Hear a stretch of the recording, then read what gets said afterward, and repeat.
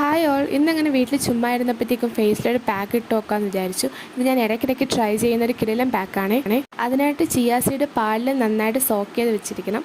ഒരു 5 to 10 minute സോക്കായതിനു ശേഷം ഒരു മിക്സിയിലോ ബ്ലെൻഡറിലോ ഇട്ട് നന്നായിട്ട് ബ്ലെൻഡ് ചെയ്തെടുക്കണം. ഏകദേശം ഇതുപോലത്തെ കൺസിസ്റ്റൻസി എത്തുന്ന പോലെ ക്ലീൻ ആയിട്ടുള്ള ഫേസിൽ നമുക്കിത് അപ്ലൈ ചെയ്ത് കൊടുക്കാമേ.